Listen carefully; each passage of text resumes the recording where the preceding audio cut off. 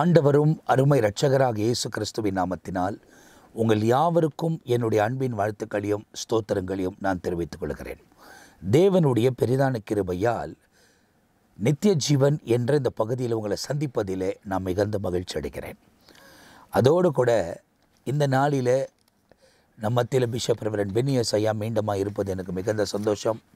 வெகு நாட்களுக்கு பிறகு அவங்களோட கூட உட்கார்ந்து இந்த நித்திய ஜீவன் நிகழ்ச்சியில் நாங்கள் பேசுகிறோம். ஏன்னா நடுவில் பாஸ்டர் டேவிட் லிவிங்ஸ்டன் அவங்க தொடர்ச்சியாக நம்ம மத்தியில் வந்திருந்தாங்க.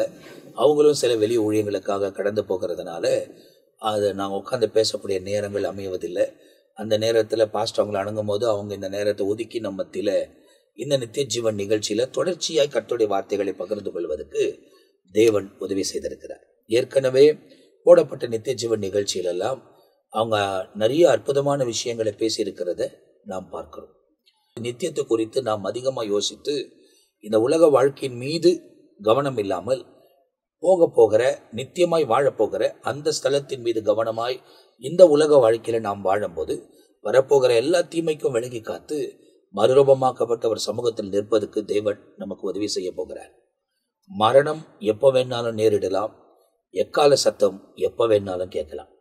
நாம் ரெண்டுக்கும் ஆயத்தமாக இருக்க வேண்டும் என்பதை நாம் தெளிவாய் அறிந்து கொள்ள வேண்டும்.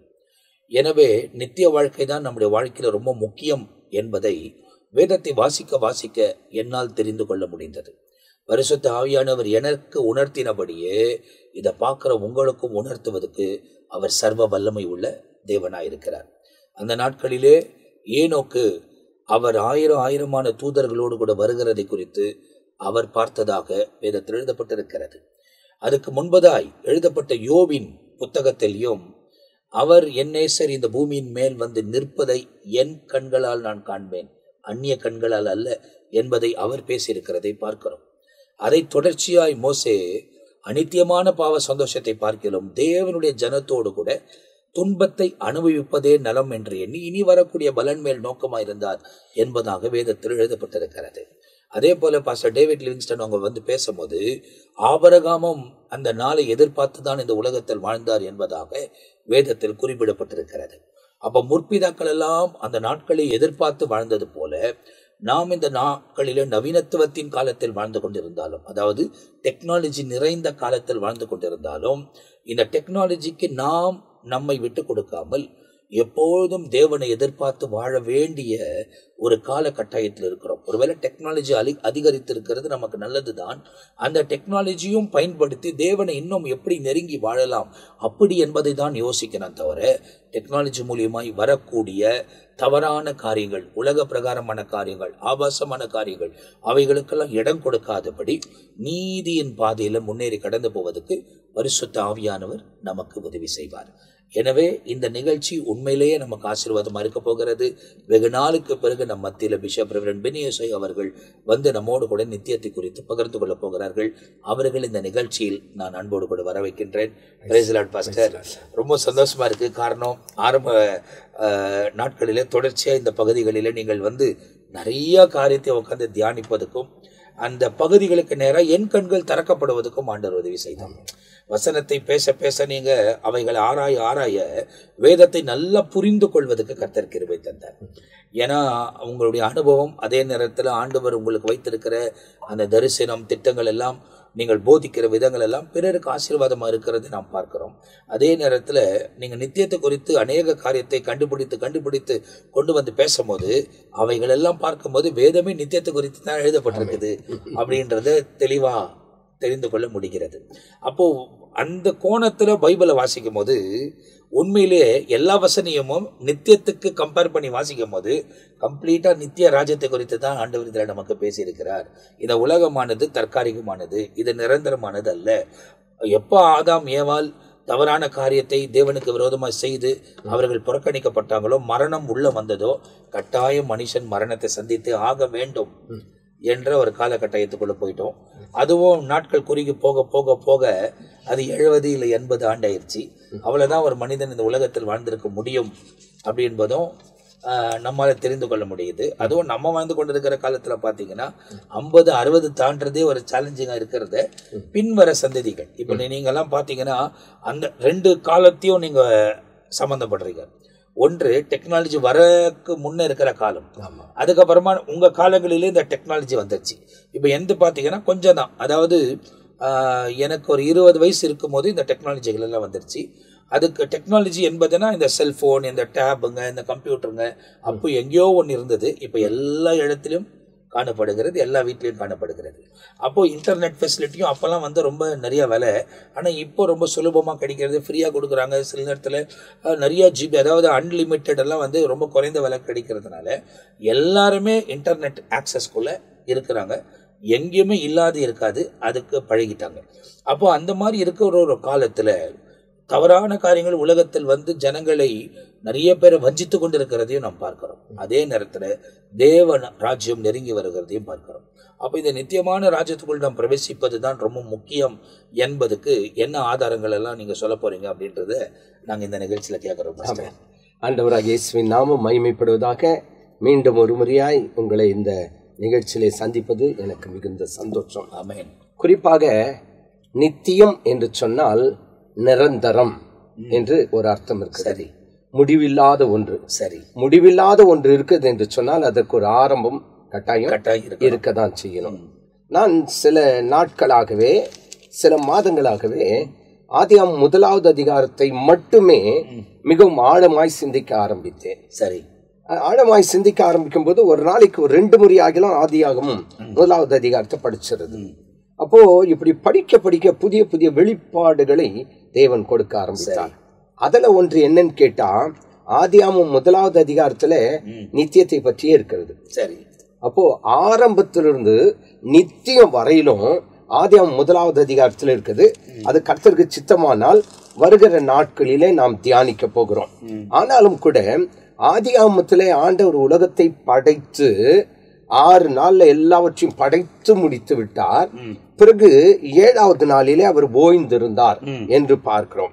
ஆனால் அந்த 7வது நாள் என்பது என்ன, அது மட்டுமல்லாதபடிக்கு நித்தியம் என்பது என்ன என்பதை குறித்து இந்த ஆதியாகமம் 1வது அதிகாரத்திலே முழுவதுமாய் நம்மால் புரிந்து கொள்ள முடியும்.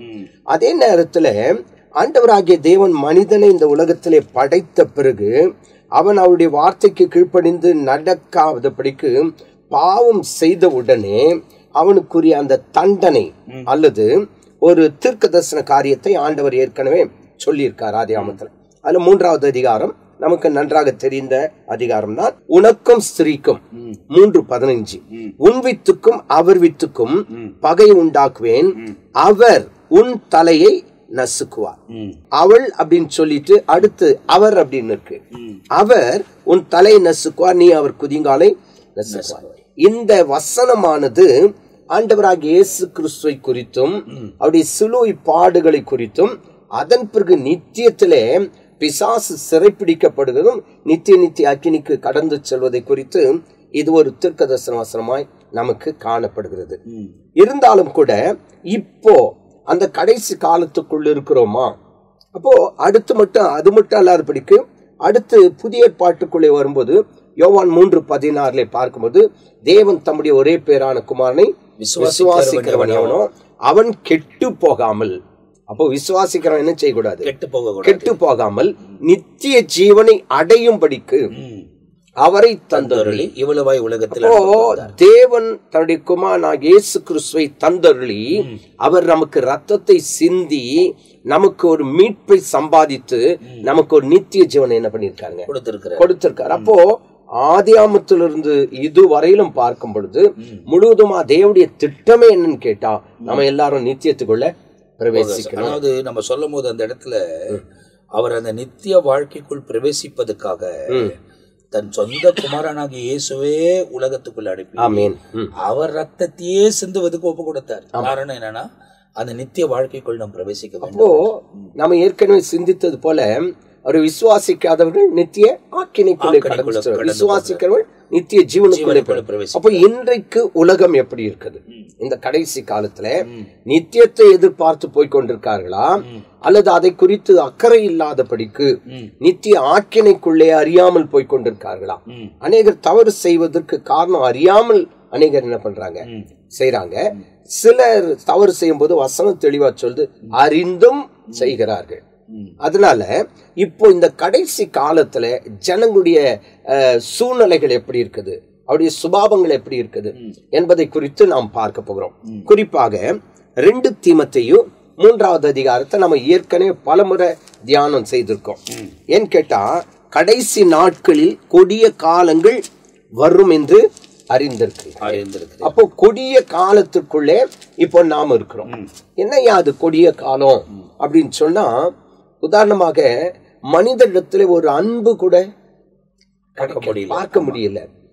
மனிதனுடைய உயிரை ஒரு உயிராய் மதிக்காதபடிக்கு அற்பமாய் நினைத்து கொலை செய்வது, அவனுக்கு விரோதமாய் செய்வது, ஒருவரும் மாய்த்து கொள்கிறார்கள். ஆமா. அப்போ அந்த கடைசி காலத்துல கொடிய காலங்கள் வரும். அப்போ கடைசி காலம் என்ன காலமா இருக்குங்க? கொடிய காலம். கொடிய காலம். அப்போ இன்றைக்கு நாம அந்த கொடிய காலத்துக்குள்ளதான் வாழ்ந்து கொண்டிருக்கிறோம். அதே நேரத்துல அடுத்து சொல்லப்பட்டிருக்கதான ஒரு வார்த்தை என்னன்னு கேட்டா, கடைசி நாட்களில் தங்கள் துன்மார்க்கமான இச்சையின்படி நடக்கிற பரியாசக்காரர்கள் தோன்றுவார்கள். இதை குறித்து யூதா 18வது வசனத்துல வாசிக்கிறோம். யூதா 18வது வசனத்துல கடைசி காலத்திலே தங்கள் துர்மார்க்கமான இச்சையின்படி நடக்கிற பரியாசக்காரர்கள் தோன்றுவார்கள் என்று உங்களுக்கு சொன்னார்களே. அப்போ இது நடக்குதுங்களா இல்லையா? நடக்குது. அப்போ தங்கள் துன்மார்க்கமான இச்சையின் படி. அப்போ துன்மார்க்கமான இச்சை என்றால் என்ன? தங்களுக்கு என்று அந்த இச்சைகளை தான் நினைக்கிறது தான் நடக்கணும். அப்போ அப்படி பார்த்தீங்கன்னா ஒரு முறை இருக்கிறது, அந்த முறையை தவறி இச்சையின்படி நடக்கிறார்கள். அப்போ சகோதரர்களுக்கு விரோதமா சகோதரர்கள் எழும்புகிறார்கள், ஜனத்துக்கு விரோதமா ஜனங்க எழுதுறாங்க. அப்போ ஒரு உதாரணமாக சொல்ல வேண்டும் என்று சொன்னா, நான் ஏற்கனவே ஒரு முறை நான் பதிவு செய்திருக்கேன். இந்த மிருகங்கள் இருக்குது இல்லையா, அதுங்களுக்கு இருக்கிற பாசம் கூட மனிதனுக்கு இல்லாமல் போய்விடுகிறது. அப்போ கடைசி நாட்களில் என்ன செய்யறாங்களா, தங்கள் இச்சையின் படி, அப்போ தேவ சித்தத்தின்படி நடப்பதில்லை. அதுதான் இங்கிலீஷ் பைபிள்ல நம்ம பார்க்கும் போது, these are grumblers complainers walking according to their own lust and their mouth great swelling words, flattering people to gain advantage என்று போடப்பட்டது. to gain advantage. அப்போ அதனுடைய அர்த்தம் என்ன? தங்களுடைய ஆதாயத்திற்கென்று அல்லது தங்களுடைய விருப்பத்திற்கென்று தான் செய்யறாங்களோடைய, மற்றவர்களுக்காக அல்ல. அப்போ தேவன் நமக்காக தான் வந்தாரு, நமக்காக தான் சிலுவையில மரித்தார், நமக்காக தான் ரத்தத்தை சிந்தினார், நமக்காக தான் நித்திய ஜீவனை சுதந்திரித்து கொடுத்தார். அதை அநேகர் என்ன செய்யறதுல உணராமல் வாழ்ந்து கொண்டிருக்காங்க. இததான் 2 பேதுரு 3வது அதிகாரத்துல 3வது வசனத்துல மறுபடியும் அங்க சொல்லப்பட்டிருக்கு. முதலாவது நீங்கள் அறிய வேண்டியது என்னவென்றால், யாருக்கு சொல்றாரு? கடைசி காலத்தில் வாழ்கிற நமக்கு பேதுரு எழுதுகிற தன்னுடைய நிருபத்திலே அவர் சொல்லுகிற வார்த்தை என்ன என்று கேட்டால், முதலாவது நீங்கள் அறிய வேண்டியது என்னவென்றால், கடைசி நாட்களில் பரியாசக்காரர் வந்து தங்கள் சுய இச்சையின்படி நடந்து அவர் வருவார் என்று சொல்லுகிற வாக்கு தத்துவம் இங்கே. அடுத்து, பிதாக்கள் நித்திரை அடைந்த பின்பு சகலம் சிருஷ்டிப்பின் தோற்றம் முதல் இவ்விதமாகவே இருக்கிறது என்று சொல்லுவார்கள். Knowing this first, the scoffers will come in the last days, walking according to the own lust. ஆமா. அடுத்து 4வது வசனத்தை பாருங்க. And saying, where is the promise of his coming? For since the father fell asleep, all things continue as they were from the beginning of the creation. இப்ப என்ன பண்றாங்களாம், வருகை குறித்து என்ன பண்றாங்க, பரியாசம் பண்ணுகிறார்கள். இன்னைக்கு அந்த சம்பவம் நடக்குது இல்லையா? ஆமா. சில ஊழியக்காரர்களே சொல்றாங்க, அவர் இப்பெல்லாம் என்ன பண்ண மாட்டார், வரமாட்டாரு. அப்போ இதெல்லாம் எப்போ நடக்கும் கேட்டா, கடைசி நாட்களில் நடக்கும். அவர் வருவார் என்று சொல்லுகிற வாக்கு தத்துவம் எங்கே? அப்போ அவருடைய வருகை குறித்தே என்ன செய்யுது, ஒரு குழப்பத்தை உருவாக்கி, எங்கே பிதாக்கள் நித்திரை அடைந்த பின்பு சகலமும் சிருஷ்டிக்க பின் தோற்றம் முதல் இருந்த விதமாகவே இருக்கிறதே என்று சொல்லுவார்கள். எப்போ ஆதி முதல் இந்த நாள் வரலும் அப்படியே தான் இருக்கு. இல்லையே, அப்படி இல்லையே, மாறிக்கிட்டே தானே இருக்கு. ஆமா. இப்போ நீங்க சொன்ன மாதிரி என்னுடைய சந்ததி, நான் பிறந்த நாட்கள் இருந்து இந்த நாள் வரையிலும் பல சூழ்நிலைகளை மாறி மாறி பார்த்துக்கிட்டே இருக்கேன். வித்தியாசமா இருக்கு. நான் முதலாவது ட்ரெயின்ல பிரயாணமா போகும்போது கரி என்ஜின், அதுல தான் பிரயாணமா போனேன். அது நிலக்கரியை போட்டு தண்ணி சூடு பண்ணி அப்படியே போயிட்டு இருந்தது. அதன் பிறகு டீசல் என்ஜின் வந்தது.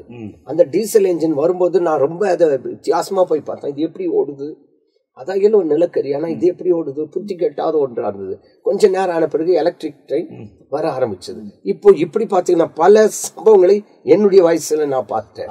இதெல்லாம் எப்போ, அதாவது நீங்க வாழ்ந்திருக்கிற இந்த ஆயுள் நாட்களிலே ஒவ்வொரு படியும் அப்பதான் இம்ப்ரூவ் ஆயிருக்குது. அதுக்கு முன்ன இல்லவே இல்லை அதெல்லாம். ஆமா, ஏன்னா மாட்டு வண்டியில இருந்து பாத்துருக்கிறீங்க. ஆமா, மாட்டு வண்டி, குதிரை பிரயாணமா போயிருக்கேன். அதுதான் ரிக்ஷா.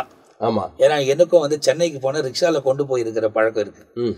சின்னதா இருக்கும் போது எனக்கு கவனம் இருக்குது. ஆமா, குதிரை வண்டியில சைக்கிள் கூட, அந்த ரிக்ஷா சைக்கிள், அதுல உட்கார வச்சு இட்டு போவாங்க. அப்போ அந்த பகுதியில இருந்தே நான் பார்த்திருக்கிறேன். அதுக்கு முன்ன எனக்கு தெரியாது, பட் அந்த பகுதியில இருந்து பார்த்திருக்கிறேன். ஏன்னா நம்முடைய கேஜிஎஃப் பட்டணத்துல பிரிட்டிஷர்ஸ் இருந்ததுனால, ட்ரெயின் எல்லாம் நமக்கு வந்ததுனால, அந்த ட்ரெயின் எல்லாம் சின்ன வயசுல இருந்தே எனக்கு பார்க்கக்கூடிய கிருபை தந்தார். அப்பெல்லாம் பாத்தீங்கன்னா அந்த பெரிய இதோட அப்படி அந்த இது ஓடும் ஃப்ரண்ட்ல, அதெல்லாம் பாக்குறதுக்கு ஆச்சரியமா இருக்கும். அதுக்கப்புறமா நீங்க சொன்ன மாதிரி டீசல் இன்ஜின் வந்துச்சு. அதுக்கப்புறமா நாங்க படிக்கும் போது எலக்ட்ரிக் இன்ஜின் இருந்து வந்துச்சு. இப்ப பாத்தீங்கன்னா புல்லட் ட்ரெயின்ன்றாங்க, நிறைய காரியங்கள். ஆனா இதுல எனக்கு மிகவும் ஏற்றுக்கொள்ள முடியாத ஒரு சம்பவம் என்னன்னு கேட்டா, கல்கட்டா ஹவுரா பகுதியில போகும்போது மனிதர்களை உட்கார வைத்து மனிதர்களை இழுத்து கொண்டு போவாங்க. அப்பேற்பட்ட வண்டியை கூட நான் பார்த்திருக்கேன். ஆமா, இழுத்து உட்கார வச்சுட்டு அவங்க போவாங்க. ஆமா, இழுத்துக்கிட்டு போவாங்க. அப்படியெல்லாம் பார்த்திருக்கேன். இதெல்லாம் எப்போ நடந்தது? இவ்வளவு பெரிய மாற்றங்கள் எப்போது வந்ததுன்னு கேட்டா, 2000 ஆண்டுகளாய் இல்லாத ஒரு பெரிய மாற்றங்கள் இந்த 2வது உலக மகா யுத்தத்திற்கு பிறகுதான். அதாவது 1945 பிறகு. ஆமா, 48 பிறகு. அதாவது 45 பிறகு அந்த யுத்தம் முடிஞ்சிச்சா 48 நமக்கு, அதாவது 47 நமக்கு சுதந்திரம் கிடைக்குது. 48 இஸ்ரவேல் தேசமாய் மாறுது. அதுக்கு பிறகு வந்த மாற்றங்கள் தான். அந்த மாற்றங்கள் வர காரணம் என்னன்னு கேட்டா, கடைசி நாட்களில் என்னென்ன நடக்கும் அப்படின்னு வேதத்துல சொல்லப்பட்டிருக்க அந்த காரியங்கள் எல்லாம் 2ஆம் உலக யுத்தத்திற்கு பிறகுதான் நிறைய மாற்றங்கள். அதற்கு முன்னாடி அவ்வளவு மாற்றங்கள் இல்ல. வேகமாய் வளர்ந்து விஞ்ஞானம் பெருக காரணம் என்ன? வசனம் தெளிவா சொல்லிடுது, அறிவு பெருகி போகும். இப்ப இந்த சம்பவங்கள்லாம் இப்ப நடந்திருக்கிறது மட்டும் இல்லாம 2 பேதுரு 3வது அதிகாரத்துல நாம் பார்க்கும்போது, அவர் வருவார் என்று சொல்லுகிற வார்த்தை எங்கே பரியாசம் பண்றாங்க. அப்போ கடைசி காலத்துல யார் வருவாங்க அப்படின்னு கேட்டா, பரியாசக்காரர்கள் வருவார்கள். அப்போ நாம என்ன செய்யணும்? வசனத்தின்படி பார்த்தா, பரியாசக்காரர்கள் உட்காரும் இடத்தில் உட்காராமலும். அப்போ பரியாசக்காரங்கிட்ட வாக்குவாதம் நாம என்ன செய்யக்கூடாது, பண்ணக்கூடாது.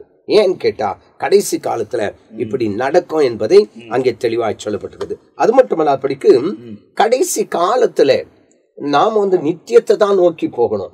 ஆனா இவங்க எல்லாம் நித்தியத்தை நோக்கி போகல. இங்க பரியாசம் பண்ணிட்டு உட்கார்ந்துட்டு இருக்காங்க. இந்த கொடிய காலத்தில கொடிய சுபாவத்தோடு கூட வாழ்ந்துட்டு இருக்காங்க. ஆனா அடுத்து என்னன்னு கேட்டா, யாக்கோபு 5வது அதிகாரம் 1 வசனத்திலிருந்து பார்த்தீங்கன்னா, கடைசி நாட்களில் பொக்கிஷத்தை சேர்ப்பார்கள். நம்ம சம்பாதிக்க வேண்டியது நித்திய ஜீவனை சம்பாதிக்கணும். ஆமா. ஆனா யாக்கோபு 5வது அதிகாரத்திலே 1 வசனத்தை வாசிச்சு பாருங்களேன். 1 வசனம். Come now you rich, weep and howl for your mysteries that are coming upon you. Your riches are corrupt and your garments are moth eaten. இப்போ ஐஸ்வர்யவான்களே கேளுங்கள், உங்கள் மேல் வரும் நிர்பந்தங்களின் நிமித்தம் அலறி அழுங்கள். உங்கள் ஐஸ்வர்யம் அழிந்து உங்கள் வஸ்திரங்கள் பொற்றரித்து போயின. அப்போ என்ன அர்த்தம்? கடைசி நாட்களிலே ஐஸ்வர்யவான்கள் நிறைய எழும்பி சொத்தை சேர்க்கணும் அப்படின்னா. இப்போ உதாரணமாக சொல்ல வேண்டும் என்று சொன்னால், என்னுடைய அப்பா இந்த தங்க சுரங்கத்துல வேலை செய்யும் போது அவருக்கு 150 ரூபாய் சம்பளம். 150 ரூபாய் சம்பளம். இன்னைக்கு அந்த 150 பார்த்தீங்கன்னா எங்கேயுமே ஒண்ணுமே செய்ய முடியாது அதை வச்சு. ஆனா மாத சம்பளம் 150 ரூபாய் வாங்கிட்டு இருந்தவர் கடைசியில் அவர் ரிட்டையர்ட் ஆகும்போது 35,000 தான் அவருடைய கம்ப்ளீட் எல்லா செட்டில்மெண்ட்டும் சேர்ந்தா 35,000. இன்னைக்கு பார்த்தீங்கன்னா சம்பளம் அப்படின்னு எடுத்துக்கிட்டா 35,000 ஒண்ணுமே, மாத சம்பளம் ஒண்ணுமே கிடையாது. அவரு 30 வருஷம் சம்பாதிச்சு 35 தான் வாங்கினாரு. ஆனா இன்னைக்கு பணத்துக்கு ஒரு மதிப்புன்றதே இல்ல. ஒரு பையன் வெளியே போறான் அப்படின்னு சொன்னா அவன் கையில செலவுக்குன்னு கொடுக்கறது 1000 ரூபாய் கொடுத்தா கூட அவனுக்கு பத்தல. 10,000 அப்படின்னாக்கா திருப்தி இல்ல, இன்னும் நிறைய. அப்ப என்ன அர்த்தம்னு கேட்டா ஐஸ்வர்யம் பெருகி விட்டது. அது மட்டுமல்ல, அப்படிக்கு பணத்தை சேர்க்கணும்ன்ற ஒரு எண்ணம். என்னுடைய சபையில சில கத்துடைய பிள்ளைகள் என்ன செய்யறாங்கன்னு கேட்டா, எங்கப்பா வேலை செய்யற? பெங்களூர்ல. எந்த கம்பெனி? இந்த கம்பெனி. அடுத்து கேட்டா இல்ல அந்த கம்பெனி விட்டு வேற போயிட்டேன். எதுக்காகன்னு கேட்டா அதை விட இங்க அதிகமான சம்பளம் அப்படின்ட்டு மாறி மாறி போயிட்டே இருக்காங்க. என்ன அர்த்தம் அப்படின்னு கேட்டா பணத்தை சம்பாதிக்க வேண்டும் என்ற ஒரு எண்ணம். ஆனா கடைசி காலத்துல தேவையானது எதை சம்பாதிக்கணும்னு கேட்டா நித்திய ஜீவனை சம்பாதித்துக் கொள்ள வேண்டும். ஆகவேதான் இங்கே சொல்லப்பட்டிருக்குதான அந்த வசனங்களை சற்று வாசித்து பார்க்கும்போது, இதோ உங்கள் வயல்களை அறுத்த வேலைக்கு அவருடைய கூலி உங்களால் அநியாயமாய் பிடுங்கப்பட்டு கூக்குரல் எழுகிறது. அறுக்கவுடைய கூக்குரல் சேனையினுடைய கர்த்தரின் செவிகளில் பட்டது. இருக்குங்களா? 4வது வசனம். அப்ப என்ன செய்யறாங்க? அநியாயம் பண்றாங்க, ஐஸ்வர்யத்தை சேர்க்கிறாங்க. ஆனா வேலைக்காரனுக்கு என்ன கொடுக்கறது இல்ல, அப்படி இருக்கு, கூலி கொடுக்கறது இல்ல. அவங்களுடைய கூக்குரல் காதுகளில் எட்டுகிறது. அதாவது பழைய ஏற்பாட்டுல ஒரு இடத்துல வாசித்திருக்கிறேன் பாஸ்டர், வேலைக்காரனிடத்தில் வேலை வாங்கி கொண்டு அவனுக்கு தக்க கூலி ஈயாவிட்டால் அவனுக்கு ஐயோ என்று போடப்பட்டிருக்கிறது. ஏன்னா ஆண்டவர் வந்து வேலைக்காரர்களை குறித்து மோசைக்கு கட்டளையிடும் போதும் அவர் என்ன சொல்றாரு, வேலை ஒருக்கிட்ட வாங்கினா அந்த மாலை சூரியன் அஸ்தமிப்பதற்கு முன்பதாக அவன் சம்பளத்தை அவன் கையில கொடுத்துருன்றார். அவன் சம்பளம் நீ கொடுக்காம ஒருவேளை அவன் என்ன நோக்கி கூக்குரலிட்டானாக்கா அந்த டேஞ்சர் உன்னதான் வந்து சேரும். அதனால வந்து இப்போ வாரம் கூலி செய்யறவங்க இருக்கிறாங்க, அவங்க கூலி கேட்கும் போது அவங்க கிட்ட வேலை வாங்குறோம்னா அந்த கூலியை கொடுத்துடணும். அதுதான் உலக நீதி. அதை வந்து அவங்களை இழுக்கழி அடிக்கிறது, அவங்கள மனசு வேதனைப்படுத்துறது. அதே நேரத்தில் வந்து அநியாயமா வேலை கேட்கறாங்க அப்படின்னா பேசி செட்டில் பண்ணிடணும். அநியாயமா இப்போ ஒரு வேலைக்கு வந்து ஒரு வேலையை வந்து 500 ரூபாயில செய்ய முடியும், அவங்க 1000 ரூபாய் கேட்கறாங்க அப்படின்னா அவங்க கிட்ட பேசலாம். அவங்களுக்கு விருப்பம் இல்லைன்னா அவங்களை அனுப்பிடலாம். அதே நேரத்தில் அவங்க வேலை செஞ்சுட்ட பிறகு எனக்கு இவ்வளவுதான் நீங்க கொடுக்கணும் அப்படின்றதையும் அது அநீதியான விஷயம். நம்ம பேசின கூலி அவங்க கையில நம்ம கொடுத்துடணும். பேசப்பட்ட கூலியை வாங்கிட்டு அதிகம் எதிர்பார்த்து அவர் எனக்கு காசு கொடுக்கலன்னு அவன் என்ன கூச்சலிட்டாலும் அது நம்மளை பாதிக்காது. காரணம் நம்ம பேசின என்ன காசோ அந்த வேலைக்கு நம்ம கொடுத்துருக்கோம். ஏன்னா இன்னைக்கு எல்லாருக்கிட்டையும் அப்படி ஒரு பழக்கம் இருக்குது. என்னன்னா பேசும்போது அவன் பேசிடுவாங்க, அதுக்கப்புறமா நீங்க பார்த்தீங்கன்னா இதுக்கு எக்ஸ்ட்ரா ஆயிடுச்சு, அதுக்கு எக்ஸ்ட்ரா ஆயிடுச்சு, இது இவ்வளோ நேரம் ஆயிடுச்சு. அது மட்டும் இல்லாம பல காரியங்களை பேசுறது மட்டும் இல்லாம கொடுக்கிறவர்களும் சில நேரத்துல நீ செய்த வேலை திருப்தி இல்லை, அதனால இதெல்லாம் சரியா செய்யல, அதனால பேசின அளவுக்கு நான் கொடுக்க மாட்டேன் அப்படின்னு குறைச்சு என்ன பண்றாங்க கொடுக்க. இங்க ஏன் இந்த வார்த்தைகளை ஆண்டவர் சொல்லுகிறார்? இங்க பேதுரு ஏன் சொன்னோம், ஐஸ்வர்யவான்களே கேளுங்கள், உங்களுடைய வேலைக்காருக்கு தகுந்த கூலியை கொடுங்க அப்படின்ட்டு எல்லாம் ஏன் அதை சொல்லிட்டு வர்றாருன்றத நீங்க கீழே பார்த்தீங்க அப்படின்னு சொன்னா 8வது வசனம் பாருங்களேன். நீங்கள் நீடிய பொறுமையோடு இருந்து உங்கள் இருதயங்களை சிறப்படுத்துங்கள், கர்த்தரின் வருகை சமீபமாய் இருக்கிறது. இப்ப பாருங்க, ஐஸ்வர்யவான்களுக்கு சொல்லிட்டு அடுத்த ஒரு எச்சரிக்கையின் வார்த்தை என்னன்னு கேட்டா கர்த்தரின் வருகை சமீபமா இருக்குது. அடுத்து பாருங்களேன், சகோதரர்களே நீங்கள் நியாயம் தீர்க்காதபடிக்கு ஒருவருக்கு ஒருவர் விரோதமாய் முறையிடாதிருங்கள், இதோ நியாயாதிபதி வாசற்படியில் நிற்கிறார். அது இருக்குங்களா 9வது வசனம். அப்போ பேதுரு இங்க பார்க்கும் பொழுது, இப்ப ஐஸ்வர்யவான்களே உங்களுடைய ஐஸ்வர்யத்து மேல நம்பிக்கை வைக்காதீங்க, உங்ககிட்ட வேலை செய்யறவங்களுக்கு கரெக்டா என்ன பண்ணுங்க, கொடுத்துருங்க. இல்லைன்னா நியாயாதிபதி வருவார், அவர் நியாயம் தீர்க்கும் பொழுது நீ நித்திய ஜீவனுக்குள்ள போறியா நித்திய அக்கினிக்குள்ள போறியா தெரியாது. அதனால கர்த்தரின் வருகை சமீபமாய் இருக்கிறது அப்படின்னு சொல்லிட்டாங்க. சொன்னது மட்டும் இல்ல, அப்படிக்கும் அடுத்து 9வது வசனத்தில் சொல்றாரு, நியாயாதிபதி வாசற்படியில் நிற்கிறார். அப்போ கர்த்தருடைய நியாய தீர்ப்பின் நாள் நெருங்கி கொண்டே இருக்கிறது. கண்டிப்பா ஒரு பாடல் இப்படியா இருக்குது, நியாய தீர்ப்பின் நாள் நெருங்குதே, நேசர் வர காலமாகுதே அப்படின்ட்டு ஒரு பாட்டு. அப்போ என்னன்னு கேட்டா, நியாயம் தீர்த்து நம்மை நித்தியத்திற்குள்ளே கொண்டு போக போகிறாரா, நியாயம் தீர்த்து அல்லது நித்திய அக்கினிக்குள்ளே நாம் போக போறோமோ நமக்கு தெரியாது. ஆனா கடைசி நாட்கள்ல இப்படியா இருக்கும் அப்படின்னு சொல்ற அந்த வார்த்தைகளை நாம் கேட்டு அவருடைய சத்தத்துக்கு உண்மையாய் செவிக்க கொடுக்கும்போது நாம் பாக்கியவான்களாய் இருக்கிறோம். அதே நேரத்துல இந்த வசனங்கள் எல்லாம் நீங்க அப்படியே வாசித்து கொண்டே வரும்போது இங்க எல்லா இடங்களிலும் பார்க்கும்போது அந்த பேதுரு, அதாவது யாக்கோபு தன்னுடைய நிருபத்துல ஆண்டவர் வருகை குறித்து தெளிவாய் சொல்லி நம்ம எச்சரிக்கிறபடியினால் நாட்கள் கொடியதாய் மாறிடுதே, காலத்தை ஆதாயம் செய்திடுவோம் என்ற வேத வசனத்தின்படி ஆண்டவருடைய நியாய தீர்ப்பின் நாள் நெருங்கிக் கொண்டே இருக்குது. அவரை சந்தித்து நித்தியத்திற்குள்ளே கடந்து செல்ல நம்மை ஒப்பு கொடுப்போம். அப்ப இந்த இடத்துல நீங்க பாத்தீங்க அப்படின்னாக்கா, ரொம்ப தெளிவாய் யோவான் எழுதக்கூடிய எல்லா புத்தகங்களும் இந்த இடத்துல துல்லியமாக வேதத்தில் சொல்லப்பட்டிருக்கிறபடி ஒவ்வொரு காரியமும் நம்முடைய காலங்களில நிறைவேறி வருகிறதை நாம் பார்க்கிறோம். யாக்கோபும் அப்படிதான் எழுதுகிறார். அதே நேரத்தில் வாசிக்கப்பட்ட வசனங்களிலே நீங்கள் பார்க்கும்போது பேதுரு சொல்லுகிறது நீங்கள் பார்க்கிறீர்கள். அப்போ ரொம்ப கொடிய காலங்களில் நாம் வாழ்ந்து கொண்டிருக்கிறோம். பவுல் என்ன எழுதுகிறார் என்பதையும் நாம் பார்க்கிறோம். அப்போ இப்படிப்பட்ட காலங்களில் வாழ்ந்து கொண்டிருக்கிற நாம் தேவனோடு கூட இணைந்து வாழ்வதற்கு நம்மை நாமே அர்ப்பணித்துக் கொள்ள வேண்டும். நித்திய வாழ்க்கை தான் ரொம்ப முக்கியமானது. இந்த உலக வாழ்க்கை தற்காலிகமானது, இது பறந்து போகக்கூடியது. வேகமாய் பாருங்க, இந்த வருஷம் தொடங்கிச்சு, நம்ம அக்டோபர் மாதத்தில் இருக்கிறோம். ஆனால் இந்த 2025ஆம் ஆண்டு தீர்க்க தரிசனங்கள் எல்லாம் துல்லியமாய் நிறைவேறுகிற ஒரு காலகட்டத்தில் நாம் வாழ்ந்து கொண்டிருக்கிறோம். உலகத்தில் நடக்கிற எல்லா சம்பவமும் நம்முடைய கண்களுக்கு முன்புதான் நமக்கு தெரிகிறது. அப்படி தெரிகிற நாம் நிர்விசாரணமா இல்லாதபடி அந்த நாட்களை அறிந்து தேவனோடு கூட நெருங்கி வாழ்வதற்கு தான் நம்ம ஒப்புக் கொடுக்க வேண்டும். அவரோடு வாழ்ந்தால்தான் அவரோடு கூட மத்திய ஆகாயத்தில் ஏற்றுக்கொள்ளப்படுவோம். அப்படி இல்லை என்னால் நியாய தீர்ப்பில் நின்று ஆக்கணி தீர்ப்பு அடைவோம். அதனால இவைகளுக்கு தப்பிக்க வேண்டுமானால் தேவனோடு வாழுங்கள், தேவனோடு கூட நடங்கள். உண்மையாகவே ஆண்டவர் நம்முடைய வாழ்க்கையில மேன்மையான காரியங்களை செய்வதற்கு அவரே சர்வ வல்லமை உள்ள தேவனா இருக்கிறார். அவர்தான் காரியங்களை வைக்க பண்ணுவார், அவர்தான் அற்புதங்களை செய்வார், அவர்தான் தொடர்ச்சியாய் நம்மை வழிநடத்தி முன்னேறி கடந்து போவதற்கு அவரே உதவி செய்வார். எனவே இந்த நிகழ்ச்சியை பார்த்து கொண்டிருக்கிற நீங்கள் அடுத்த பகுதிகளிலே தொடர்ச்சியாய் இன்னும் அநேக ஏராளமான காரியங்களை நம்முடைய போதகர் நமக்கு போதிக்க போகிறார். அவைகள் எல்லாம் அடுத்த பகுதியில் உங்களுக்காக வழங்கப்படுகிறது.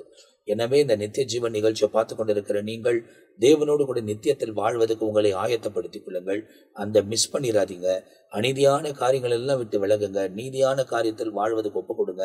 அப்படி நீங்க நீதியாக வாழ ஒப்பு கொடுத்து அந்த பாதையில முன்ன போகும்போது சாத்தான் பல இடர்களை உங்களுக்கு உண்டாக்குவான். இடர்களை உண்டாக்கும் போது அவைகளுக்கு நீங்கள் செவி கொடுக்காமல் வசனத்தின்படியே வாழ்வதற்கு உங்களை அர்ப்பணித்துக் கொள்ளுங்க. ஆண்டவர் கூட இருந்து ஜெயம் கொடுப்பார். பரிசுத்த ஆவியானவர் உங்களுக்கு உதவி செய்வார். தேவ சத்தத்தை நிறைவேற்றுவதற்கு ஆவியானவர் தான் நமக்கு பலன் தருகிறவர். அவர் இல்லாம நம்மால் இந்த உலகத்தை ஜெயிக்க முடியாது. எனவே அவருக்குள்ள வாழ்ந்து அவருக்காகவே வாழ்ந்து அவர் நாமத்தை மகிமைப்படுத்தும் போது உலகத்தில் இருக்கிற வரையிலும் எல்லாம் நம்மை பின்தொடரும். அதுக்கு பிறகும் நாம் அவரோடு கூட நித்தியத்தில் வாழவும் தேவன் நமக்கு உதவி செய்வார். அவைகளை பூரணமாய் அறிந்து கொள்ளுங்கள், ஒப்பு கொடுங்கள். குடும்பம் முழுவதுமாய் தேவ சமூகத்தில் வந்து சேர ஜெபம் பண்ணுங்கள். ஒருவரையும் இழந்திராதபடி எல்லாரையும் ரட்சிப்பின் பிழைக்குள்ள ஏத்துவதற்கு நீங்கள் தயாராக இருக்க வேண்டும், ஜெபிக்க வேண்டும், ஆயத்தத்தோடு இருக்க வேண்டும், வானத்தை அணர்ந்து பார்க்க வேண்டும், எக்கால சத்தத்துக்காய் காத்திருக்க வேண்டும். எந்த நேரத்தில் எது நேர்ந்தாலும் தேவனோடு கூட இணைந்து வாழ்வதற்கு கர்த்தர் உதவி செய்வார்.